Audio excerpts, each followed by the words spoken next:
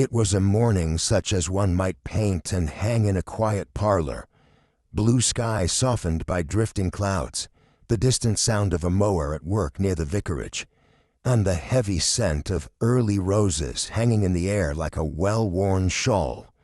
In the garden at Mead, Miss Marple was attending to her climbing Albertine, a creature as temperamental and rewarding as any of her neighbours. She wore a light straw hat pinned securely, though the wind barely stirred the hedges. Her secateurs, neatly polished, clipped steadily as she worked, her thoughts wandering not unpleasantly to an article on forced rhubarb she had recently read in The Gardener's Companion. It was, all things considered, an undisturbed and suitable hour for tending both earth and memory. The calm was broken, sharply, breathlessly, by a girl's scream. It was not the sort of scream that children give when stung by bees or young women let loose in a fairground. This was a real scream, piercing, unshaped, and urgent. Miss Marple straightened slowly, steadying herself against the trellis, and peered across the lane toward the Ridley property, garden house. Moments later, Lily Archer, the Ridleys' young maid of all work, came tearing down the lane, her apron flapping, hair unpinned, and eyes wide with something more than mere fright. "She's dead. Oh, she's lying there in the beans." Miss Marple, who believed in steadying before acting, stepped through the low gate. "Now, Lily, my dear, take a breath. Who is it who's dead?" "Mrs. Ridley, in the garden. I was bringing in the washing, and she's there, face down, and her hand—" "Oh, her hand?" Miss Marple, by now beside the girl, offered her a clean handkerchief. "You've had a shock, of course, but if there's something that needs doing, we mustn't stand about. Come along, we'll see what's what." The two walked briskly up the stone path into the Ridleys' well-kept garden, which had, for many years, been Venetia Ridley's private kingdom, a place of gooseberries, structured flower beds, and proud, vertical sweet peas. It was in the vegetable patch, among the runner beans, that they found her. Venetia Ridley lay sprawled awkwardly on her side. Her left hand was half buried in the soil, but her right hand, rigid, pale and claw-like, clutched at something metal glinting beneath her. The item had no place in the garden. An aged silver locket, its chain broken, a hairline crack across its oval surface. Lily sobbed behind her hands. Miss Marple did not touch the body. She never did. She merely looked, carefully, quietly, as a village woman would look at a neighbor's mantelpiece and know, without being told, which photograph had been moved. The locket had not dropped. It had been held, pulled from somewhere, perhaps dug from somewhere. The soil beneath it was not like the surrounding soil, less compact, as though recently disturbed. Miss Marple narrowed her eyes at the way the woman's fingers had clenched the trinket, not in possession but in revelation. By the time Constable Trowell arrived, red-faced and breathless from cycling uphill, the scene had been cleared of immediate distress, though not of unease. Miss Marple stood beneath the pergola, quietly advising Lily to sit with a cup of tea and a wet cloth on the back of her neck. The young man gave her a grateful look. He had never grown entirely used to Miss Marple's presence, nor her habit of turning chaos into calm before his arrival. The constable crouched over the body, then rose with a thoughtful frown. "Doesn't look like a fall," he murmured. "No tools nearby, no sign of bruising to the head save a bit of scratching on the hand.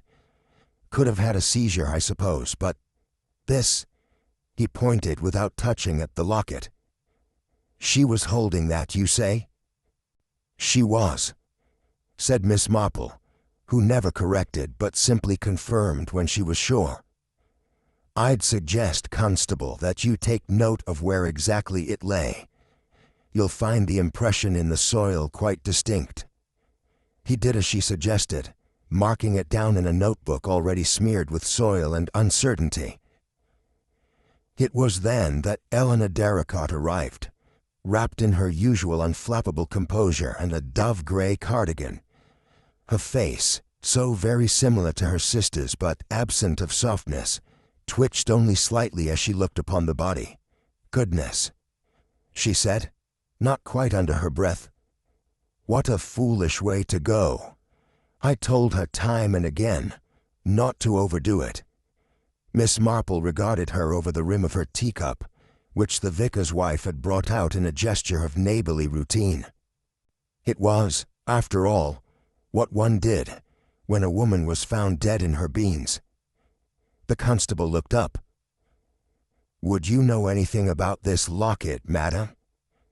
Eleanor stared at it for a moment, her mouth tightening at the corners. "Something from her past, no doubt. Venetia always did like to keep things buried." Miss Marple's eyes moved, not sharply, never sharply, but gently from the locket to Eleanor's hands, to the pale outline of her wedding ring, long gone, and finally to the rosewood brooch pinned to her cardigan, which bore an uncanny resemblance to a forget-me-not. "A curious thing," Miss Marple murmured to no one in particular. "How certain things rise to the surface, no matter how deeply they are pressed down." And the locket, silent and dull in the light, seemed to agree. The morning of the church bazaar arrived with the sort of lightness that belied the gravity of recent events. In much comfrey, even grief did not delay the cake competition or the embroidery display, though it did lend a more hushed atmosphere to the chatter beneath the bunting. Miss Marple sat behind a modest trestle table, adorned with lavender sachets, stitched by the ladies of the guild, her hands occupied with raffia ribbon, and her ears, as always, more alert than they appeared. "I always said Venetia had poor circulation," murmured Mrs. Hargreaves from the preserve stall, ladling out her rhubarb compote with the delicacy of a pharmacist. "Fainting like that last week, nearly toppled into the spinach." "I heard it wasn't a fainting fit at all," came the reply from Mrs. Calthorpe, who had just purchased a jar of lemon curd and clearly felt entitled to share in the moral transaction. "More of a turn, a nervous sort of thing. Eleanor called it melancholy, which is what genteel people say when they mean something worse." There was a polite clink of teacups on saucers, and a gentle gust of curiosity blew through the crowd like a breeze over the vicarage lawn. Miss Marple said very little. She observed a great deal. The mention of fainting was not new, but the suggestion that Venetia had been melancholy struck her as significant, particularly as Eleanor Ridley was not known for romantic euphemism. Melancholy, in Eleanor's mouth, was more likely to mean a whisper of scandal, or regret. "Did you see that letter?" added Mrs. Symes, leaning closer, her voice lowered like an altar-bell at evensong. "From abroad it was. Turin, someone said. Strange-looking envelope, heavy paper. I saw Lily Archer take it in." Miss Marple recalled the flurry of movement in the post office the week prior. Yes, there had been such a letter, and yes, Venetia had gone very pale upon receiving it. But that in itself proved little. Grief came in many envelopes. Even so, the mention of Turin lingered like perfume in an empty room, faint, unexpected, and distinctly out of place in much comfrey. Speculation, like ivy, rarely required much sunlight to flourish, and as attention moved from the manner of Venetia's death to the figures around her, a curious consensus began to take shape around one man, Mr. Bryce. He was a tall, quiet man, with a widower's gait, and a face that bore both sun and shadow. Since his arrival 2 months earlier, he had worked the garden at Garden House with the tidy exactitude of someone well acquainted with routine. He spoke little, smoked less, and lodged above the hardware shop with a suitcase and a book of war poetry. "Not local," said Mr. Jeffers, as if that were a criminal classification in itself. "He's not one of ours, no," Mrs. Weatherby agreed, slicing a Victoria sponge with surgical care. "And you mark my words, Venetia had words with him the day before. I saw them by the tomato stakes. Her hand was on her hip." The implication hung in the air. Gardeners do not like to be contradicted, and ladies, particularly strong-minded ones, do not like to be challenged. What passed between them was unknown, but in the void of knowledge, imagination stirred. Miss Marple, meanwhile, remembered something quite different. She recalled Mr. Bryce pausing once, spade in hand, to inspect a bed of calendulas as one might regard an old letter in a forgotten drawer, wistfully, as though the flowers stirred something more than horticultural interest. His past, it was whispered, involved a hospital in Lincolnshire and a brief posting in North Africa. There was talk of medals, and of something never spoken aloud. What mattered most, it seemed, was that he was alone. And alone, in a village like Much Comfrey, often meant watched. It was 3 days after the funeral that the locket vanished.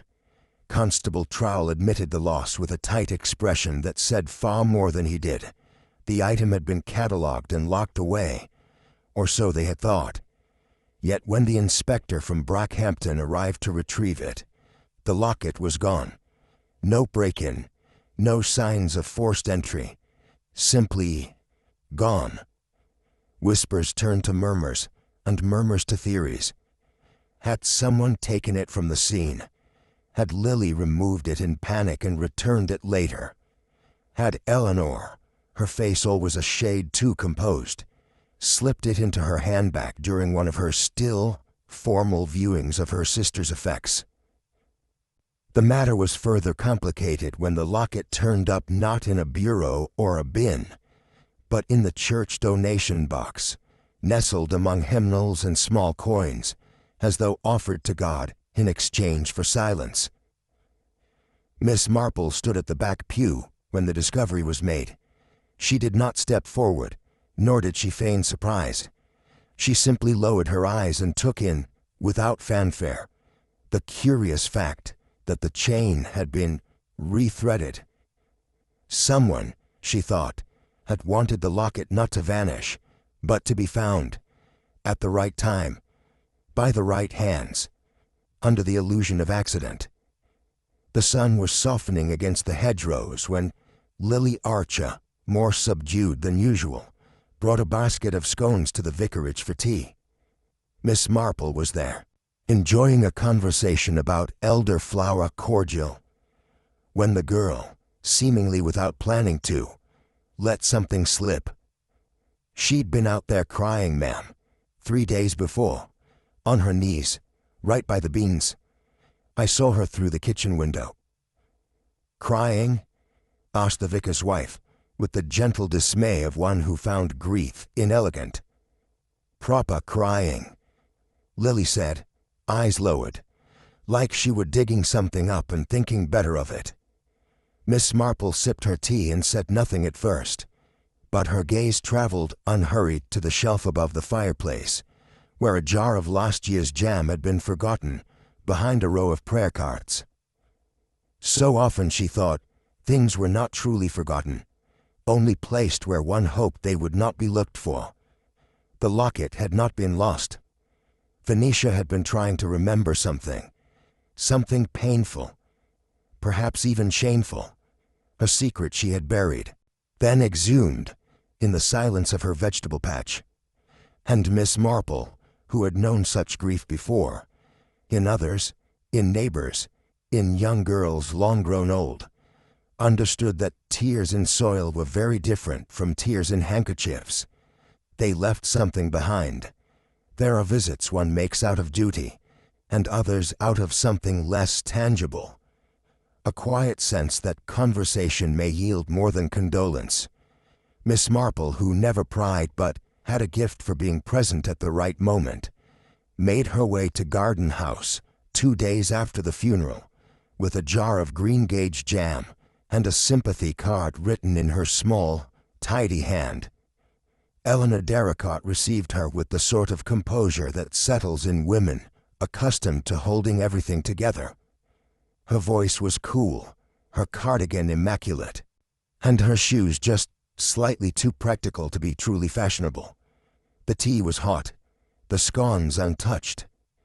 She never did care for practical matters, Eleanor said, staring into the teacup as though it might yield an answer.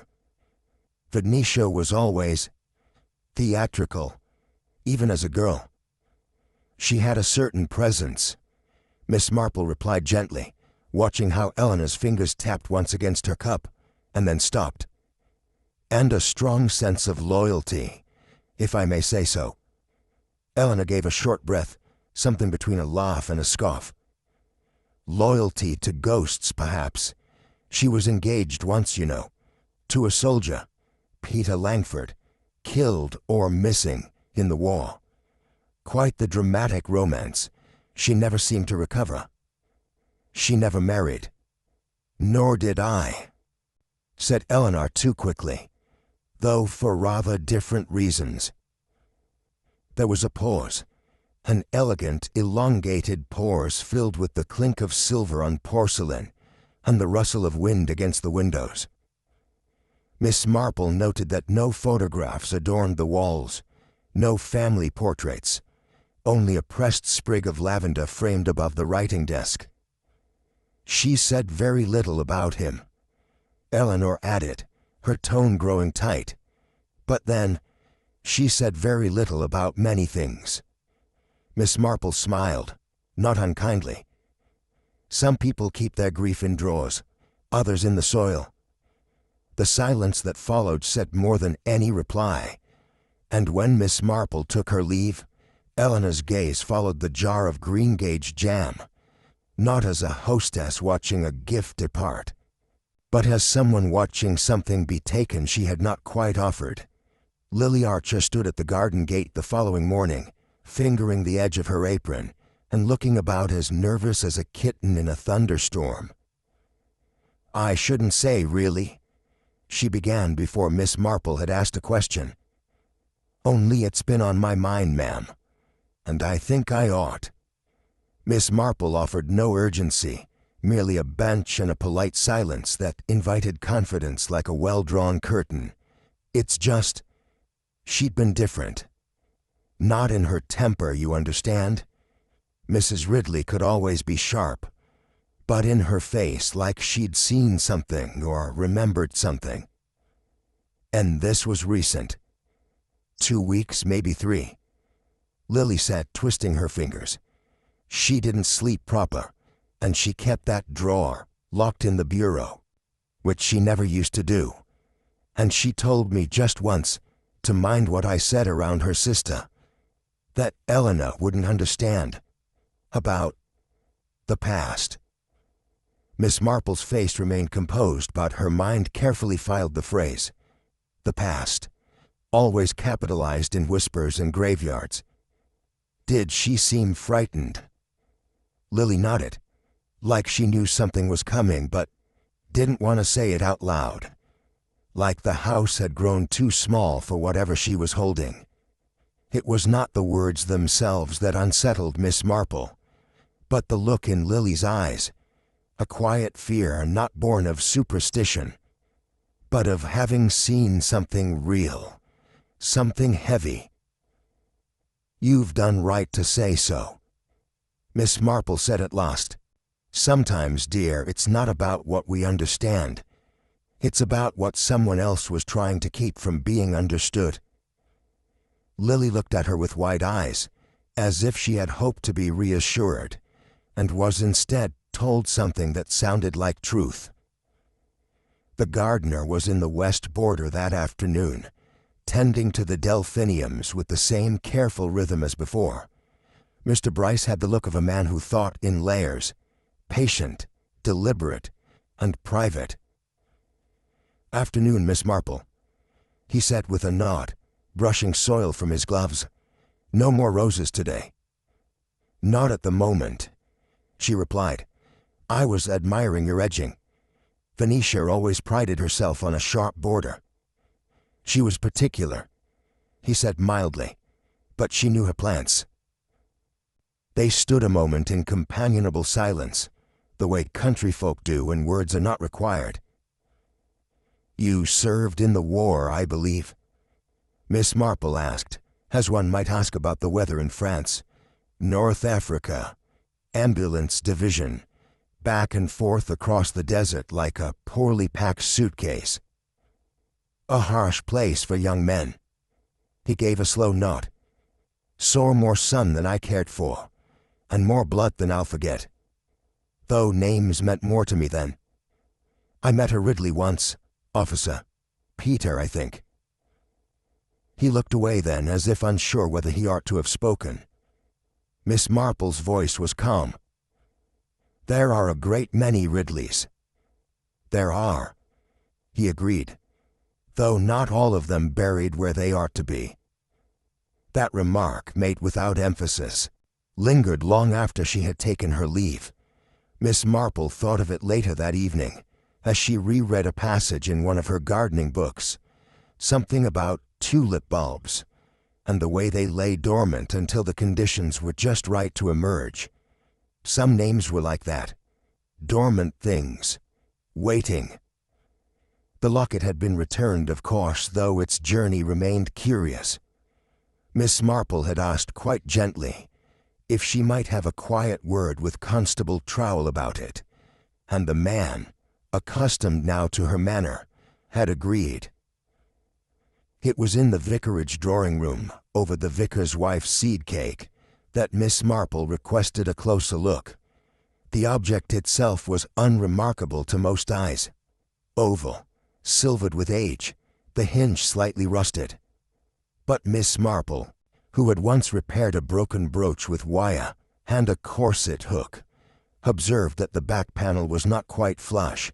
She took a thin knitting needle, always kept in her handbag, and pressed delicately along the edge. The compartment gave way with the smallest of clicks. It was empty. Constable Trowell leaned forward. "You think something was inside?" "I think something was removed," she replied, "before it reached the donation box." She turned it in her hands again, noting how the wear marks around the clasp were older than the locket's burial suggested. Eleanor's voice came back to her suddenly. "Venetia always did like to keep things buried." But buried things, Miss Marple knew, were rarely content to stay so.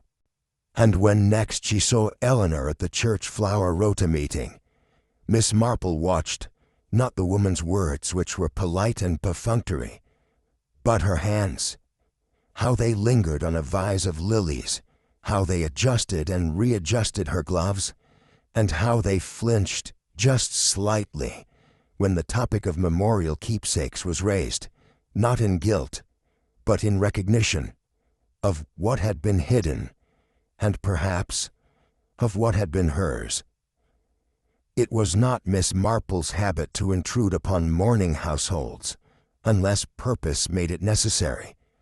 But there are things that are not spoken at wakes or over condolences, and it was during a polite visit to Lily, ostensibly to deliver a lemon drizzle loaf, that she asked in her most grandmotherly manner whether she might fetch a pair of misplaced spectacles from the kitchen. Lily, too flustered to object, and far too kind-hearted to question, nodded her assent and disappeared upstairs in search of a cardigan.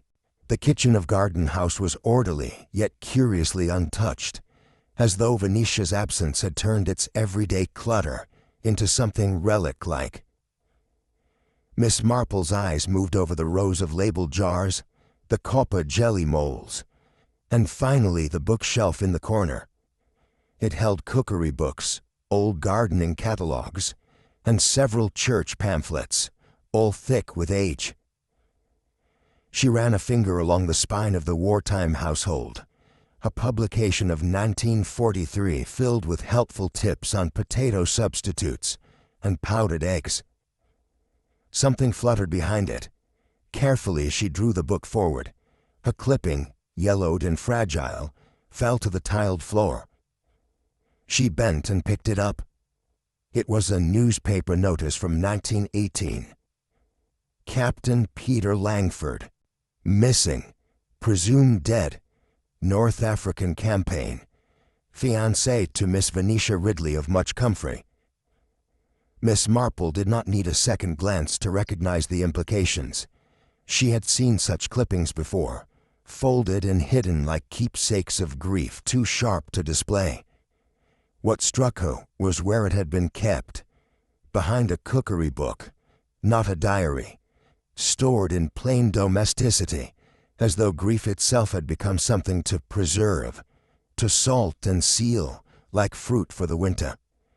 And suddenly, Eleanor's carefully dismissive tone, she was loyal to ghosts, took on a new and bitter shape.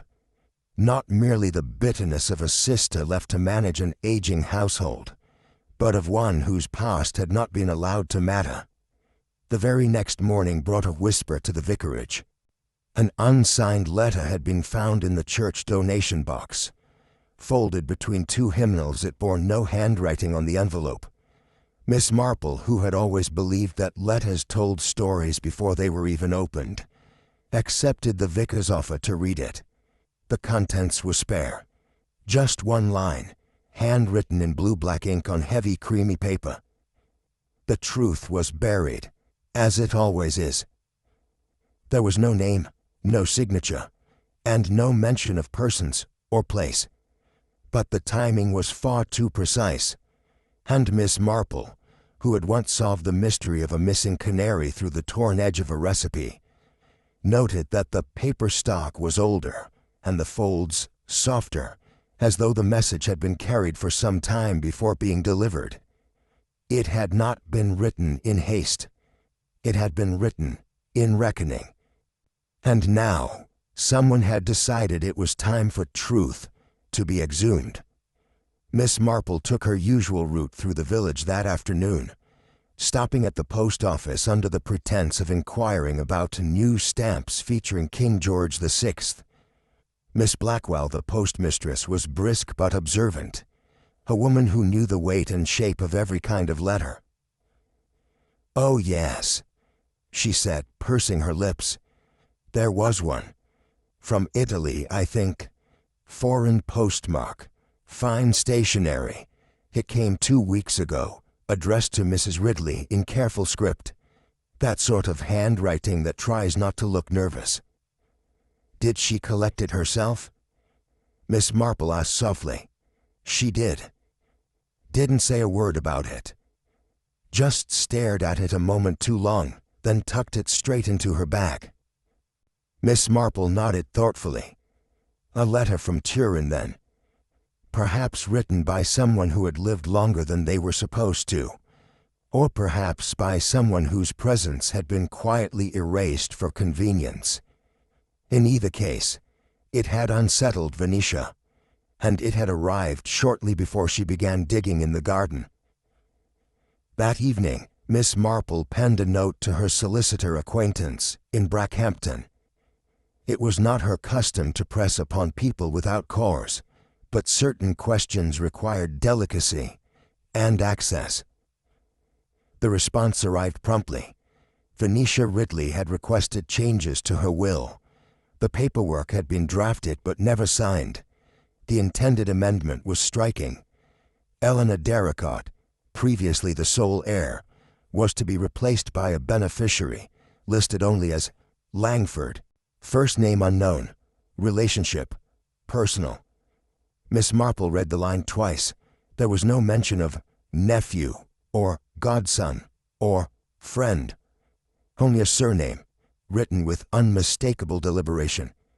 She folded the letter and stared out across her garden, where the dusk was settling like dust on old letters. One did not alter a will for the sake of memory. One did it for the sake of the living. And someone had very much not wanted that to happen.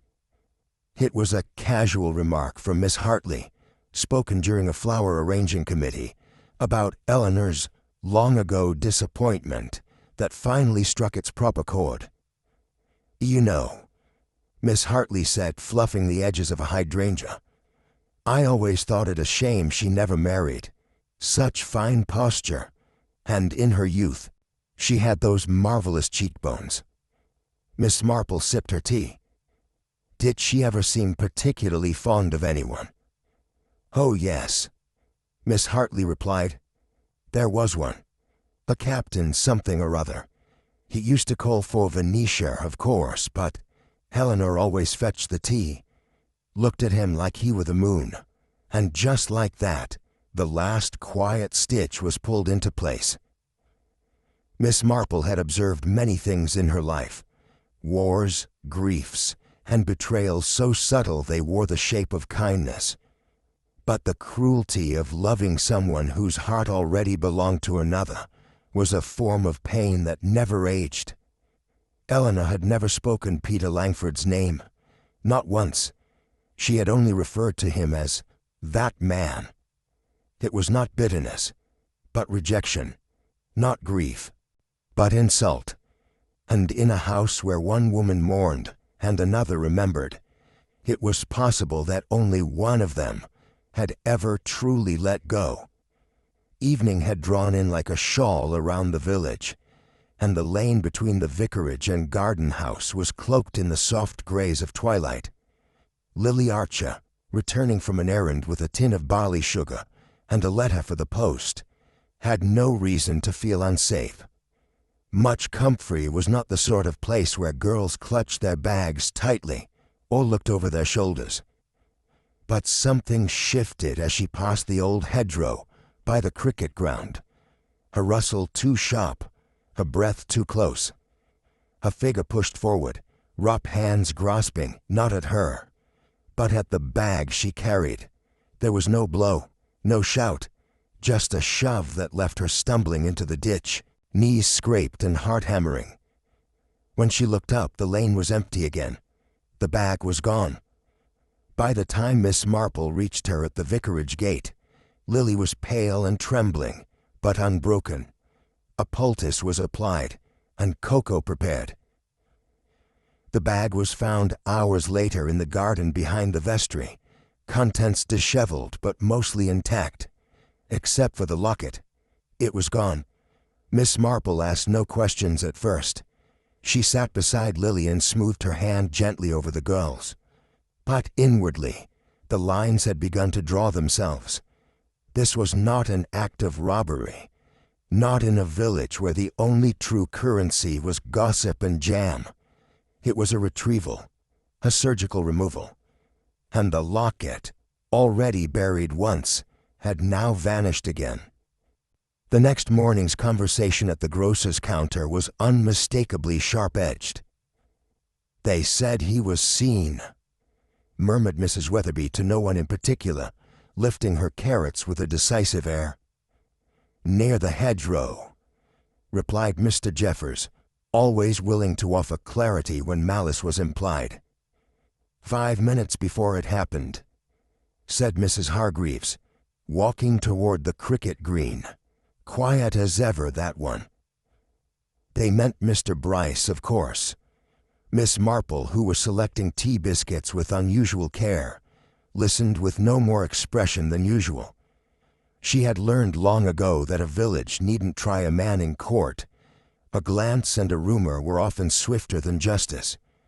Mr. Bryce had no alibi. He had been walking, he said. Just walking. No one saw him leave or return. He had gone to clear his mind, which, he admitted with quiet dignity, was no longer always kind. Miss Marple spoke to him briefly near the churchyard. His eyes were tired.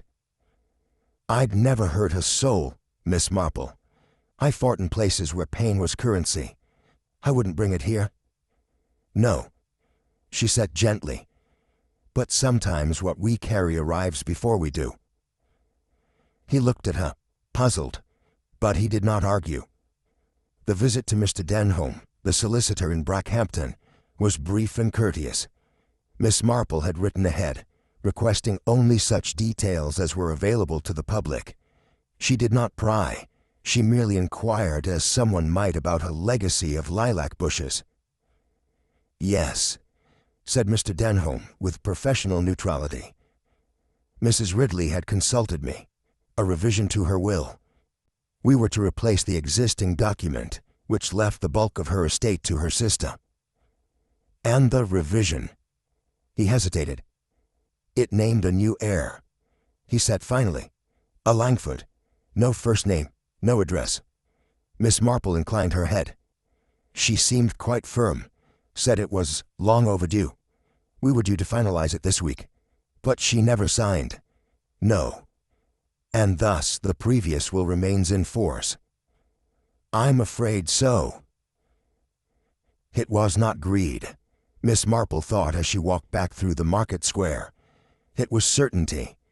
Eleanor had expected what was hers, not as a thief expects a treasure, but as a widow expects silence. The locket had held something more than sentiment. It had held testimony, and that testimony had been enough to rewrite an inheritance. The church fair that Saturday was subdued. Rain clouds loomed, and the bunting hung damp and uncertain above the stalls. But the book table, tucked beneath a canvas awning, drew Miss Marple's quiet attention.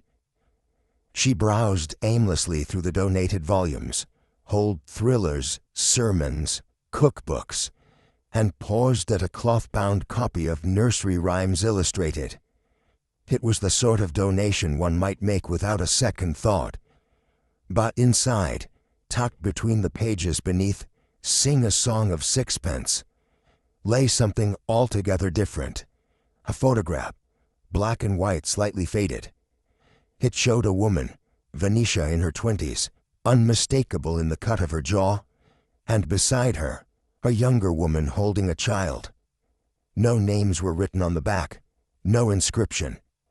But the photo had the quality of a truth one does not advertise, the kind kept in drawers, wrapped in linen. Miss Marple tucked it delicately into her handbag and closed the book again. She thought of the stillborn record, of the nurse's note, of Mr. Bryce's mother giving him a name and a locket with no story attached, and she thought of Eleanor Darracott, whose hands had trembled not with fear, but with memory. The photograph had not been lost. It had been discarded, like a past one wished no longer to claim. But the past, Miss Marple knew, had its own ways of blooming, especially when the soil had been stirred.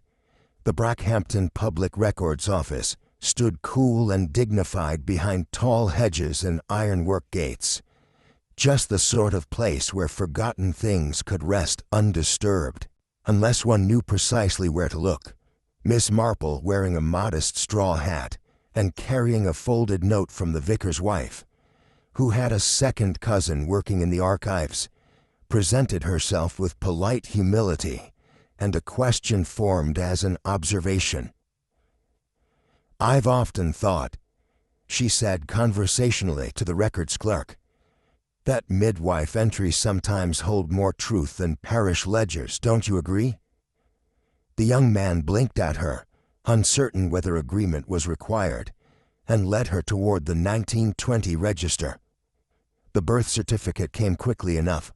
Langford, male child, stillborn, mother, Miss V.R. No father listed, but tucked among the local health notes, filed beneath the year's nursing logs, Miss Marple found another entry. Delivered to Miss V.R. Healthy male, 6 pounds, no complications. Attending nurse, M. Forley. 2 entries, 1 official, 1 private.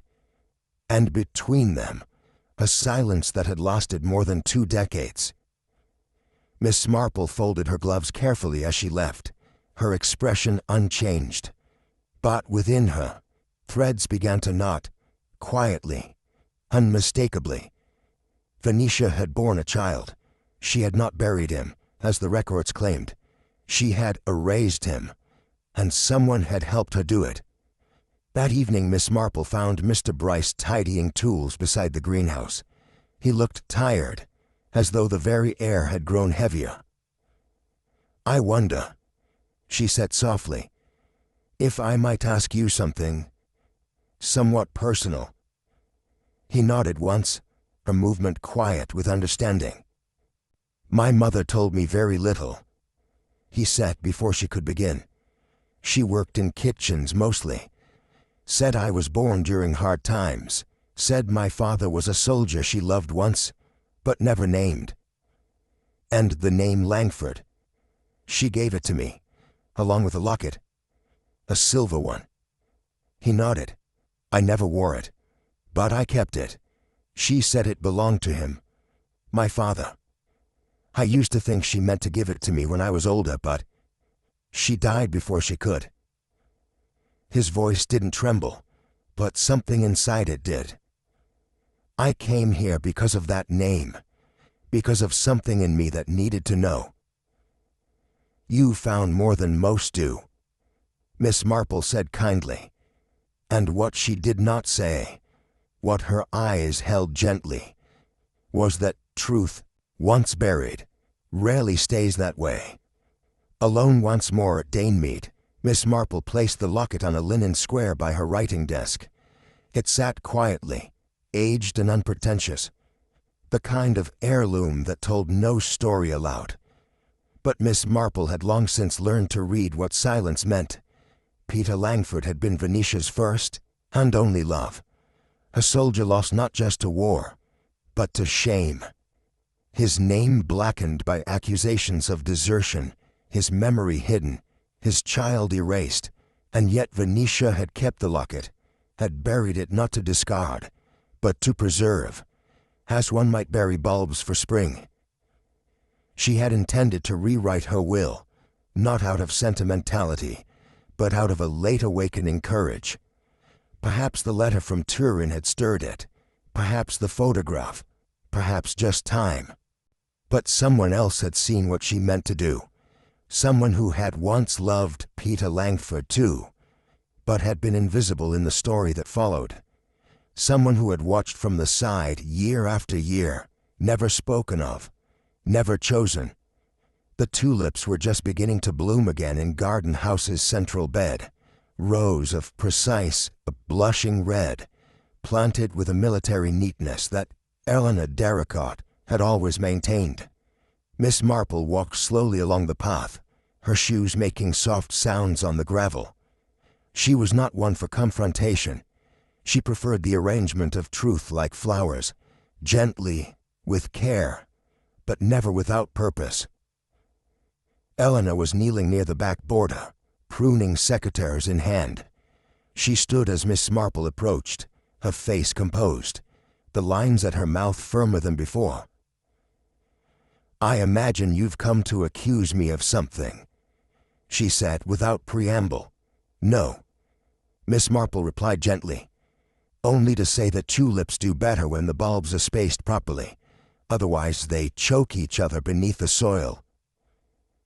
Eleanor's eyes flickered. "You know then." "I know enough," said Miss Marple. "That Mr. Bryce is Peter Langford's son, that Venetia meant to acknowledge him, and that, had the new will been signed, the past would have gained a voice." Eleanor did not speak. The wind moved softly through the rose arches. "He looked like him, you see," she said at last. "The same eyes. I saw it the day he arrived. And you could not bear to lose what you never had." Eleanor's face remained unreadable. She buried everything, her grief, her child, even the locket.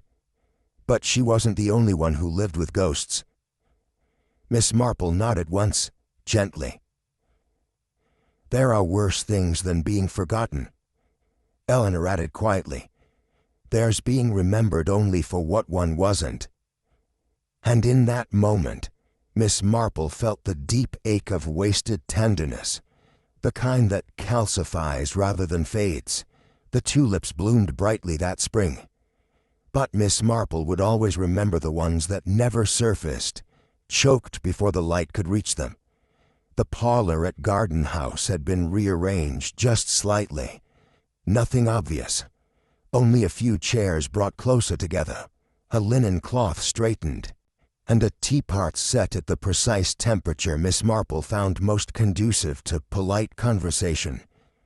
The weather was mild, the room well lit, and the invitation given under the guise of returning a cake tin left at the vicarage fed.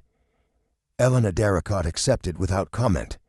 Mr. Bryce, though hesitant, arrived promptly. Reverend Miles, who had quietly sensed a reckoning, agreed to join them for a moment of clarity, if not confession. And Lily Archer, pale and reticent, was there because Miss Marple insisted on her presence, reassuring her gently that some truths belonged to those who had witnessed them in silence. "I'm very grateful you all could come," Miss Marple began softly, her voice no louder than necessary. "I thought it only proper to return what does not belong to me. But in the process, I seem to have come across several other things that were not mine to begin with, only left too long unspoken." She did not accuse. She observed, as one does in gardens, where the weeds tell more about the soil than the flowers do.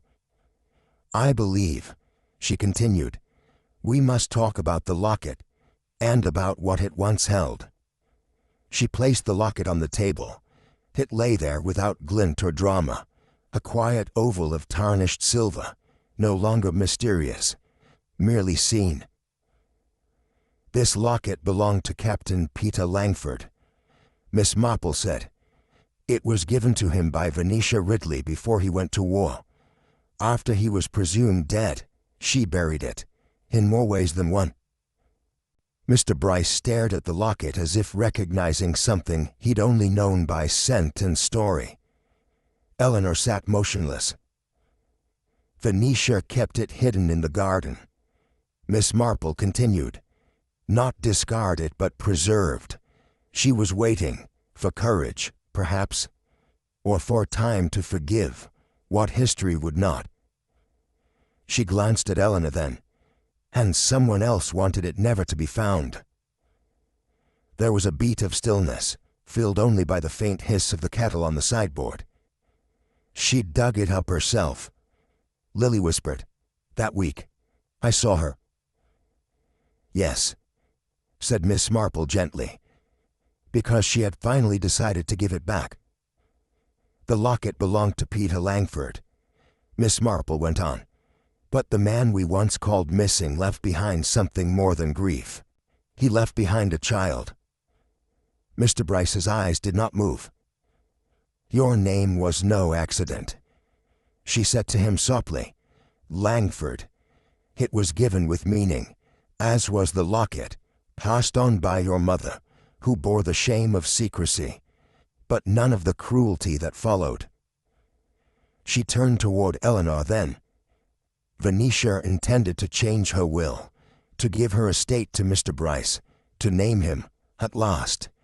It was not charity. It was recognition." Eleanor's fingers twitched once, a ripple beneath still water.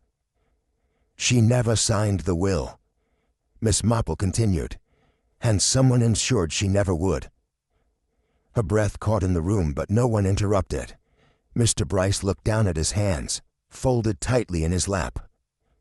"She was going to tell the truth," he said quietly.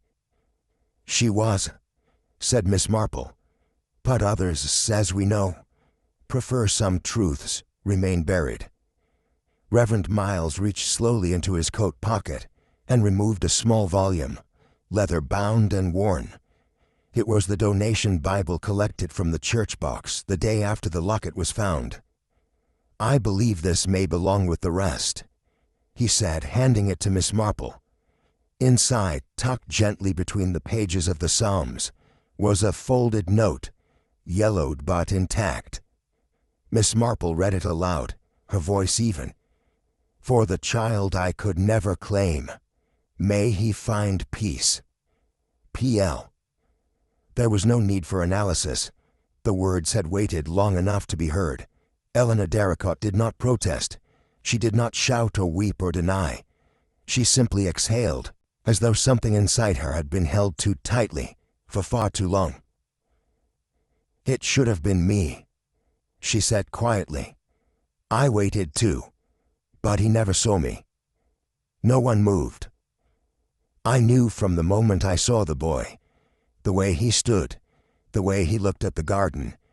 It was like looking into a window I had closed long ago."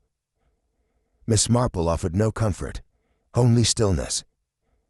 "He was supposed to be gone," Eleanor continued. "All of them. That whole chapter. And yet she kept it alive, in the soil, in her mind, in that locket." Her eyes dropped to the floor. "I didn't mean for it to happen as it did. But when she slipped, I didn't help her. I let the ground take what it wanted." No one judged aloud. In villages like Much Comfrey, judgment came slowly, and more often in silence than in sentence. Miss Marple simply folded the note and returned it to the Bible.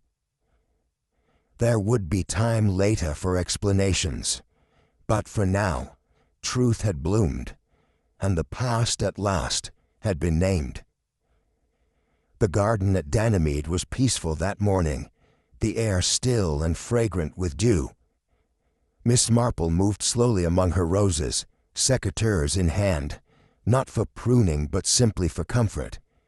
It was not uncommon for her to tend her garden more in thought than action. The Albertine was in fine bloom, pale and untroubled, unaware of the weight its caretaker carried in memory.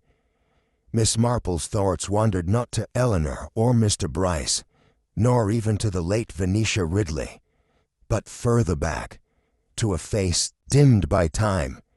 Edith Clare, a girl from years ago. Edith had once waited at the edge of the cricket field for a letter from a soldier who never returned, her gloves clutched tightly, her chin held high. The letter never came. And yet, Miss Marple remembered, Edith continued to walk to the post each day, until one morning she didn't.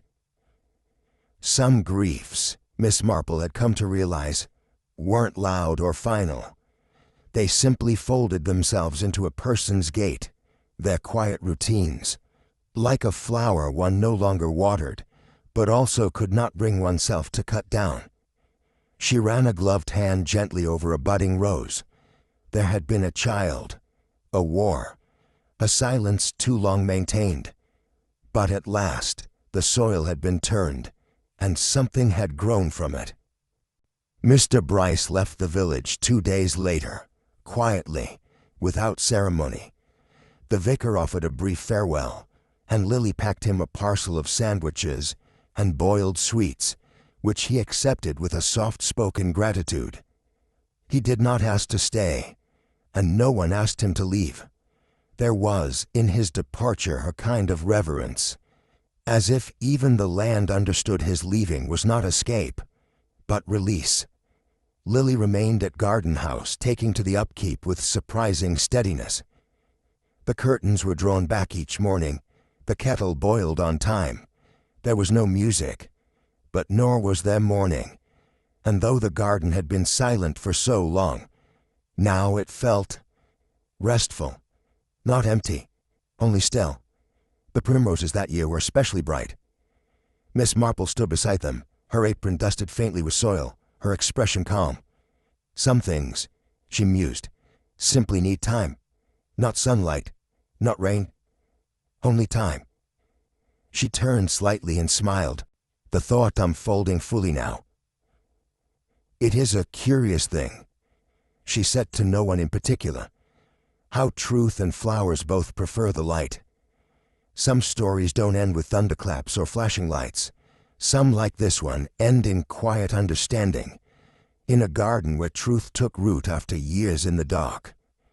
We've seen how the smallest object, a locket, can carry generations of silence, grief, and forgotten love. and how Miss Marple, with nothing more than patient observation and the wisdom of past village tales, uncovered a truth that had been buried not just beneath soil, but beneath pride, shame, and memory. Perhaps that's the lesson at the heart of this mystery, that what we hide to protect ourselves can sometimes do the most harm, and that justice, when it comes gently. And that concludes today's journey into the shadows of mystery and deduction. What did you think of this case? Did you see the twist coming, or did it catch you by surprise? Share your theories and favorite moments in the comments below. Love to hear your take. And if you're craving more thrilling detective tales, don't forget to like this video, subscribe, and hit the bell so you never miss the next mystery. Until then, stay curious. The next clue might be closer than you think.